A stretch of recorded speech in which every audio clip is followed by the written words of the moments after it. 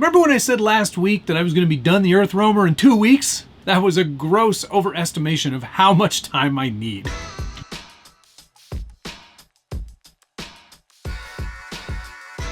Welcome back to the Scale Builders Guild. Thanks again for watching. It's episode 7 of What's on the Bench Weekly.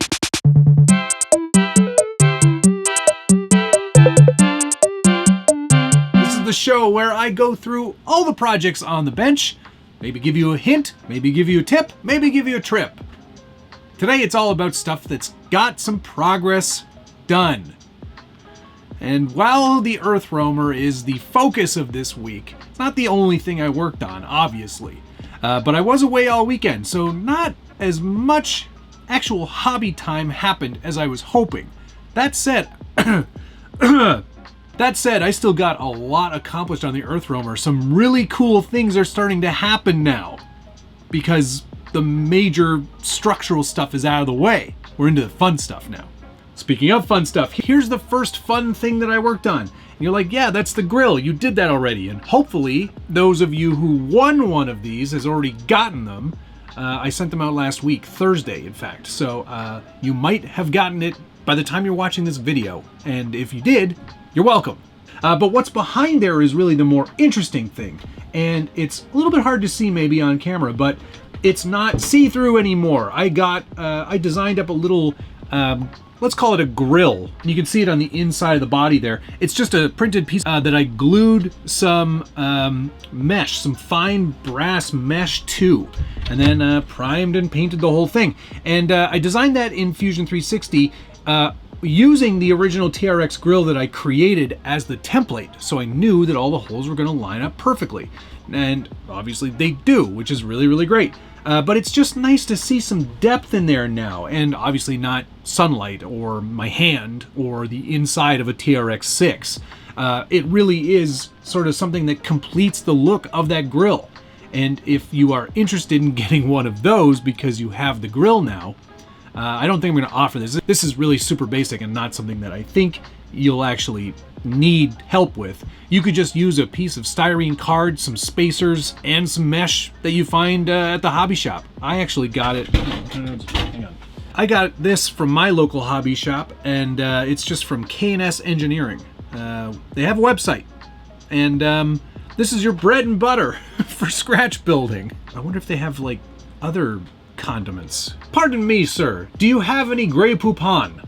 Regardless, this is the sort of thing that will go a very long way. There's all kinds of different pieces of hobby-grade metal in there, brass, aluminum, steel, different kinds of mesh, all kinds of goodies in there, and something very useful for this hobby, I will say.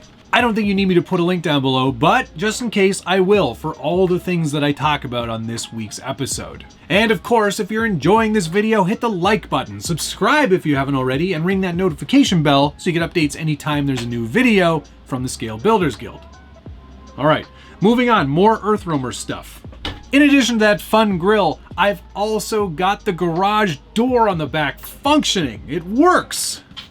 It works really, really well, actually. I'm really quite pleased with the engineering that I put into it.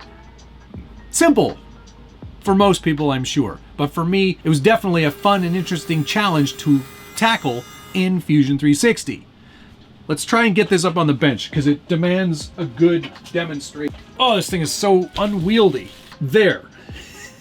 You can sort of see what's going on here. I've used the Traxxas winch and the included bracket that holds that winch in place for the actual hauler as my way of making that door go up and down. And you can see that there is a sort of a, I actually used, this part came off the winch, believe it or not, this part right here, as sort of like a fair lead or a guide for the winch line. And then I just attached it to the garage door mechanism and just a little piece of wire to affix it to the winch line.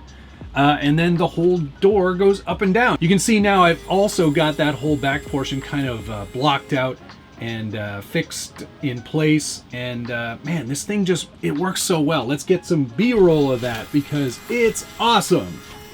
I'm so chuffed with it. The marker lights are still there for now. I am going to move that whole LED assembly to this back portion, to the back portion there that I created. So it'll fill in some of the empty space there. There's a bunch of other little accessories and things that are going to go there too, which I'm going to cover shortly. I did do a lot of sanding and filling, and you'll notice on some of the panels, you can see some of that leftover glazing putty. It's just Bondo glazing putty. It's like, you can get this at any automotive store. This is really great for pinholes, scratches, minor dings, and hairline cracks. Not for anything else. Certainly not for filling. Gap filling I still leave to my styrene slurry, which I used actually in a lot of cases this week, and Milliput 2-part epoxy. Those two things really are the best for large gaps or filling in cracks or crevices or anything where there's a mistake. Speaking of, on the front sleeper assembly, I did get a layer of primer on there. It's reasonably smooth, but there are still a few imperfections that I'm going to need to clean up. One right there, one over there, some right there. It's a work in progress on that part. Should have printed it the other way, but then I would have needed so many supports and it would have taken like 3 times longer. Anyway, as you can see, there's also some other little bits of styrene around the whole model, just to kind of box it in, make it feel a little more finished on the edges. It's that sort of thing that I think will really make this thing look great once it's all finished. You know, I made this knife. Well, I assembled it anyway. This piece here, what you're looking at, is going to be the roof of the Earthroamer project, and some of the pieces have started to arrive and also be designed. What we've got here are 2 5-volt solar panels. These are capable of delivering 5 volts each, and I'm going to wire these up and make them functional. We'll probably end up using them to power like a power bank, you know, like a USB power bank, which we will end up plugging into something. I had an idea of actually putting a miniature fridge in the back of the Earthroamer just for some novelty, so I can cool a beverage while I'm driving. I think that would be kind of fun. If it works, great. If it doesn't, I'll come up with other wacky ideas to fill that space. Also on the back here, if you've seen an Earthroamer, they've all got sort of a air conditioning unit on the top of the roof. So that's what this is. 3D printed, of course, designed by me. Added some mesh on the back there. Still needs to be sanded and primed and then detailed a little bit more, but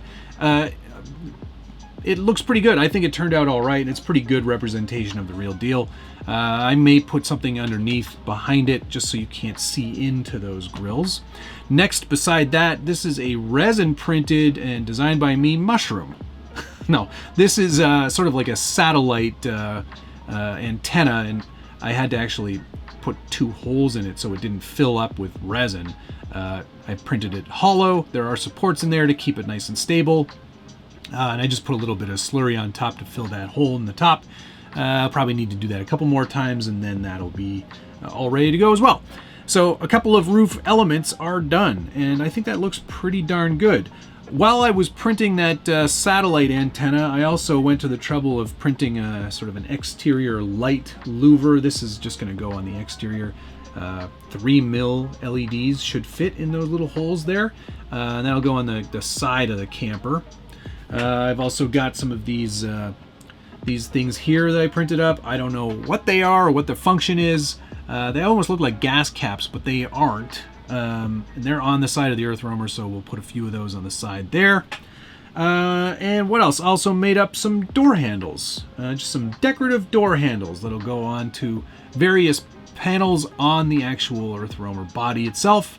But yeah, I think those look pretty good as well. Maybe a little bit small, but we'll see how they look. I may scale them up a little bit, but they looked pretty good on the mock-up that I did in Fusion 360.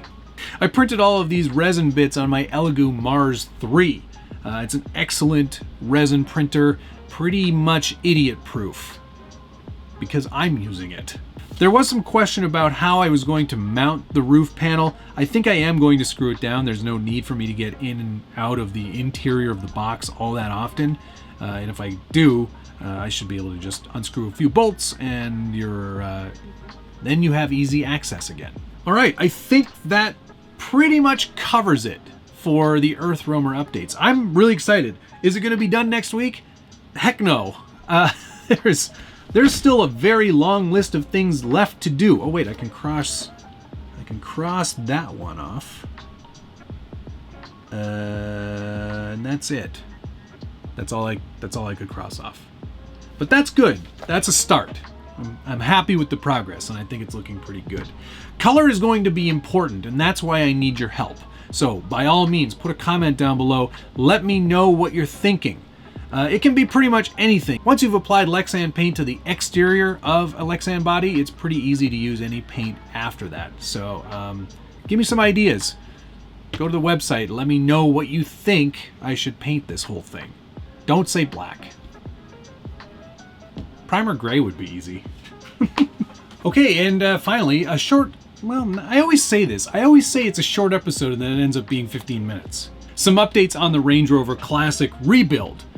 Here it is, sort of back together. As you can see, the majority of it on the exterior are already done. A couple of things. I am not changing the paint color. I'm also not painting any of the bar work. It's staying as is. I like the patina. It says it's been used, and I really like that. Interior-wise, I have to fix the steering wheel. It got broken by somebody, not me. So I think I'm going to design and print a proper Range Rover steering wheel and get that in place. So that'll be done. But otherwise, stance is looking really good. I love the new 12-inch wheelbase because it's the proper one. All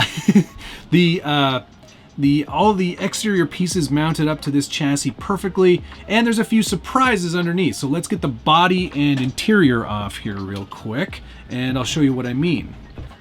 All right, some pretty cool stuff happening under here.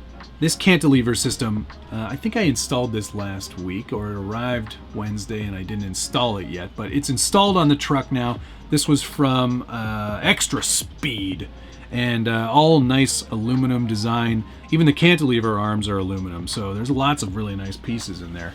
It's a really great setup. But the more interesting thing that's happening on the chassis, now that the front motor mount is done, I thought it would be a good time to put a motor in it. So I did that. This is the new Furatech Lizard 10 motor and ESC combo. And what we're running here is a 2000 kV brushless motor from Furatech, and using their new aluminum cased, look at that, aluminum case on a ESC. This is the Furatech Lizard 10 ESC with Bluetooth capability. It comes pre-installed with the XT60 connector and offers all of the telemetry features of their smaller SCX24 ESC versions. So you're getting a nice powerful motor, FOC control, and extremely low end and dead silent operation. This is an excellent combo. And while I don't actually have drive shafts running the axles yet, I can say that this is going to be a very, very, very quiet and slow crawlable truck. Way better than it ever was before, even on the brushed motor that I was running. I think this is a huge improvement, and I'm so excited about this. It really is going to make a big difference, and I'm stoked. I really am. Thank you very much to Furatech for sending this my way so I could give it a test. So far, so good. I like the telemetry features of the ESC more than I think anything else.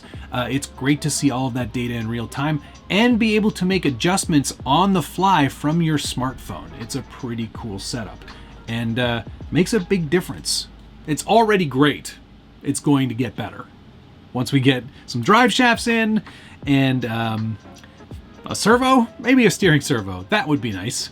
But otherwise, this one's really coming along and nearly there. I think I am going to add a new light bar to the roof. I may just do a printed one. Night Customs has a couple of options that I'm going to give a shot, and we'll see how that goes. But otherwise, this one's nearly there, which is fantastic. And that's probably as great a place as any to end this episode.